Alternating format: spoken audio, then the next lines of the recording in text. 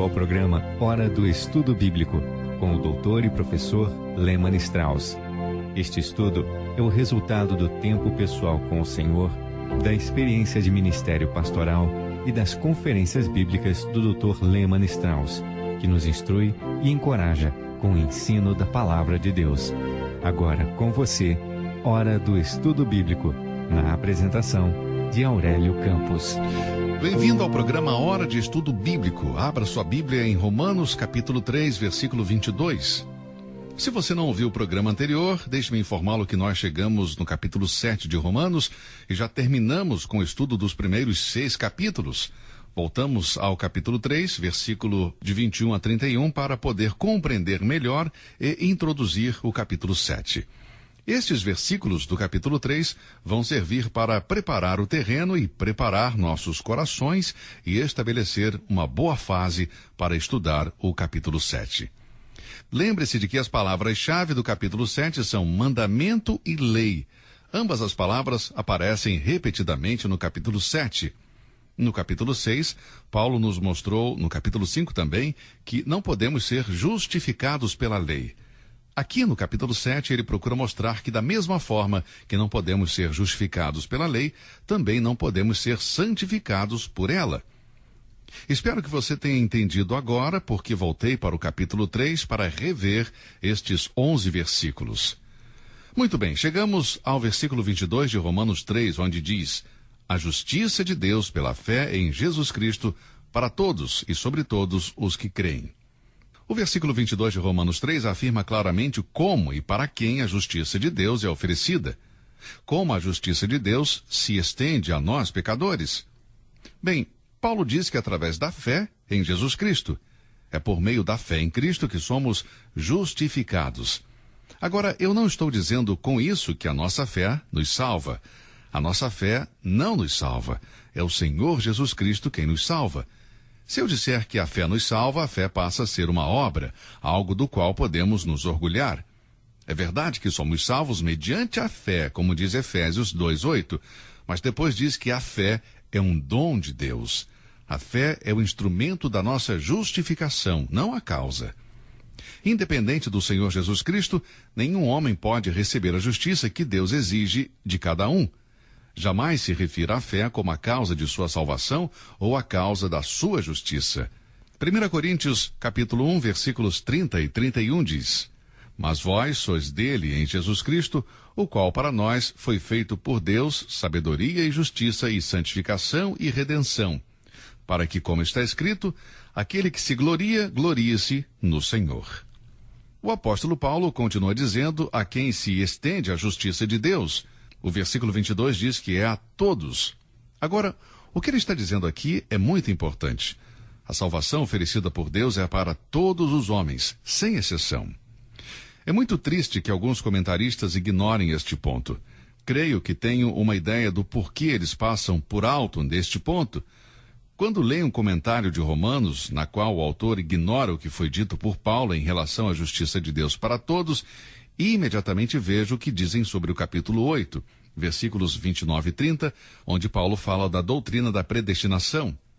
Quando vejo um comentarista ignorar estas duas palavras, logo vejo sobre o que ele crê sobre Romanos 8, 29 e 30.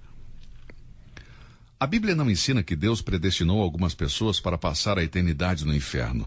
Todos nós precisamos da justiça de Deus e todos podemos consegui-la. A oferta de salvação por parte de Deus é universal. Sublinhe as palavras para todos em sua Bíblia. Romanos 3, 22 diz, para todos.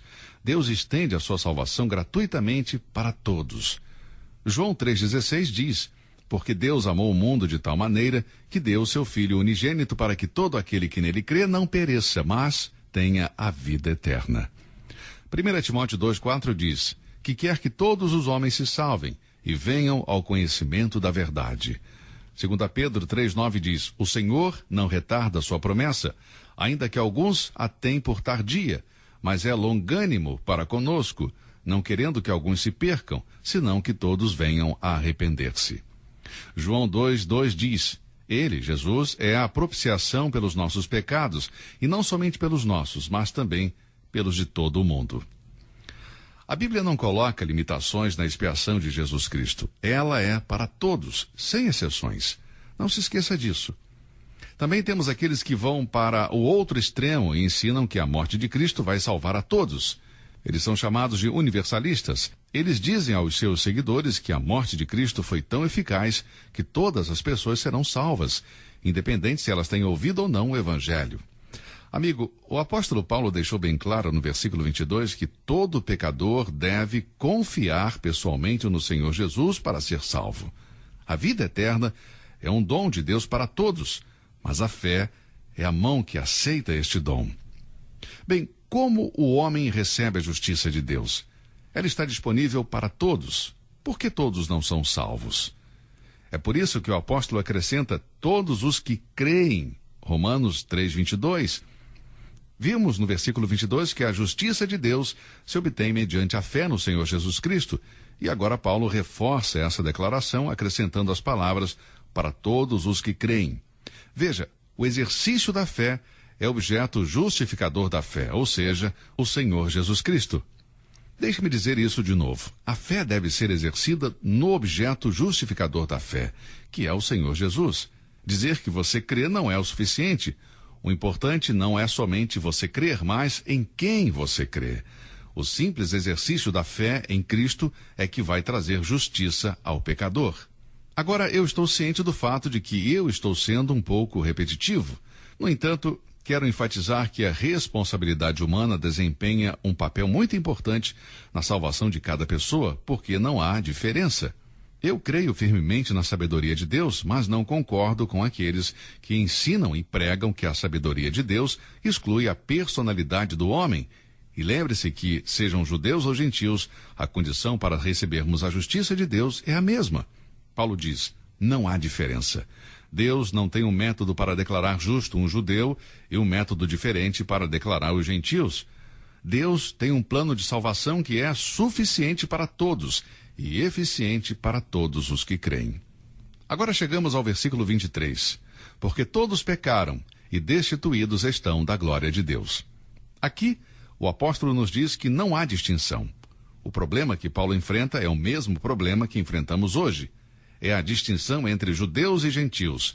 E o apóstolo já tratou este tema e concluiu seu argumento dizendo no capítulo 3, versículo 9, que tanto judeus como gentios estão debaixo do pecado. E depois enfatiza aqui nos versículos 22 e 23 de forma convincente, quando diz que não há distinção, pois todos pecaram e estão destituídos da glória de Deus. A prova de que não existe distinção é que todos pecaram. Todos os homens são pecadores, todos fracassaram em alcançar o padrão divino de justiça. Mas o que é interessante é o tempo verbal que Paulo usa aqui. O tempo do verbo que ele usa mostra uma ação contínua, como resultado de uma ação passada. Em Adão todos pecaram e continuam a pecar. Nenhum de nós atingiu o padrão divino de justiça. Agora, é verdade que os homens diferem na magnitude de seus pecados e práticas pecaminosas, mas aos olhos de Deus não há diferença entre os pecadores. Todos têm a mesma necessidade da justiça divina, e Deus vai justificar somente se o indivíduo se apropriar da fé no Senhor Jesus Cristo. Agora chegamos nos versículos 24 a 26. E este é um ponto em Romanos onde o apóstolo explica como Deus atribui ou imputa justiça ao pecador culpado e condenado. Como ele faz isso? Eu considero estes versículos 24 a 26 muito importantes e fundamentais nesta resposta. Se você não entender o que estes versículos ensinam, não pode entender o restante de Romanos. Se você não compreender Romanos 3, 24 a 26, não conseguirá entender o capítulo 7. O capítulo 7 não vai significar nada para você. Portanto, muitas pessoas estão preocupadas com o significado do divórcio no capítulo 7, ou discutem sobre a possibilidade de Paulo ser salvo ou não quando falava sobre isso. Creio que estas respostas estão no capítulo 7, mas de nenhuma maneira são o ponto principal. Eu creio que para entender o capítulo 7, você terá que entender os versículos 24 a 26 de Romanos 3. Portanto, a pergunta agora é: como Deus pode justificar os pecadores? É uma pergunta que se estende pelos séculos. Por exemplo, em Jó, capítulo 9, versículo 2, Jó pergunta: Como se justificaria o homem para com Deus? Esta é uma das fraquezas mais proeminentes na teologia das igrejas. Vamos ver versículo por versículo, analisando esta passagem. É uma passagem muito importante, como eu disse, é a chave para a compreensão de Romanos 7. Veja o versículo 24. Sendo justificados gratuitamente pela sua graça, pela redenção que há em Cristo Jesus. Observe, primeiramente, que o apóstolo usa as palavras sendo justificados, algo que está se realizando no presente, não é algo relacionado com o futuro, mas que pertence a você aqui e agora. Muitas pessoas aprendem este versículo na igreja como um versículo sobre segurança de salvação. O que Paulo está dizendo aqui é que no momento em que cremos em Cristo, no momento em que colocamos a nossa fé no Filho de Deus, somos justificados por Deus. O verbo está no gerúndio, sendo, e sugere um processo contínuo de justificação operando na pessoa que confia em Cristo Jesus. O versículo 24 contém 4 palavras importantes do Evangelho. Palavras que, ao meu ver, são as mais profundas em toda a Bíblia. Observe as palavras do versículo 24. Justificados gratuitamente, graça e redenção. Sublinhe isso aí na sua Bíblia. Estas palavras nos ensinam como Deus pode declarar justo um pecador injusto, permanecendo ele próprio justo.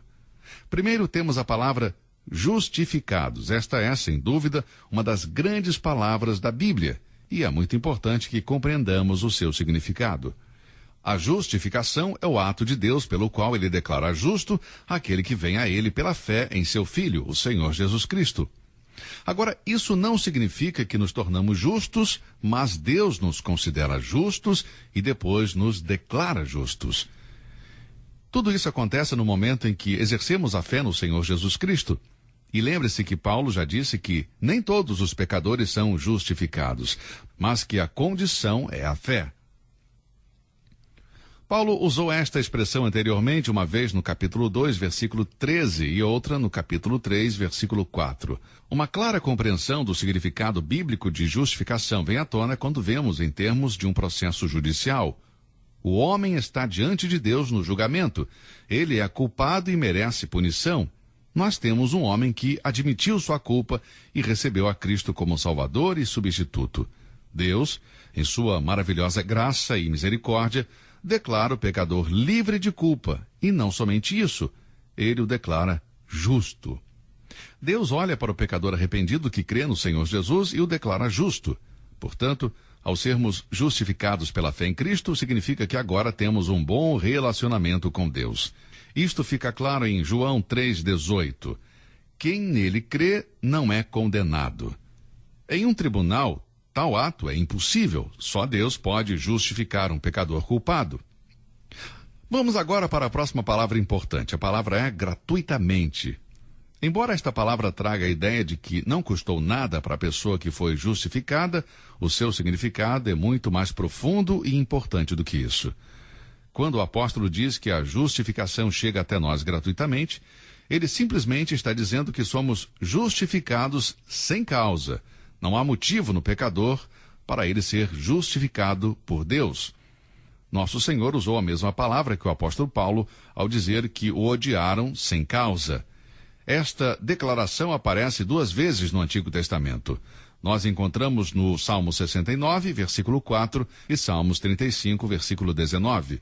E da mesma forma que em Cristo não havia nada para que ele merecesse esse ódio, assim não havia nada em mim ou em você para merecermos a salvação. É algo que merecemos gratuitamente, sem causa. Os últimos capítulos da Bíblia contêm o convite de Cristo aos pecadores, no qual ele usa a mesma palavra em Apocalipse 21:6, quando diz: a quem quer que tiver sede, de graça lhe darei da fonte da água da vida. Portanto, amigo, nunca existiu nada no homem para que ele merecesse essa salvação gratuita. E que verdade maravilhosa é esta! Bem, isto é fundamental para compreendermos Romanos capítulo 7. Quando terminarmos o capítulo 3, versículo 31, só então estaremos prontos para ir para o capítulo 7.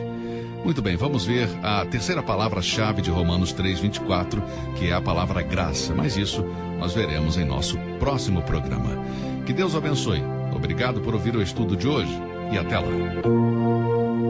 Você ouviu Hora do Estudo Bíblico com o professor e doutor Lehmann Strauss, na apresentação de Aurélio Campos.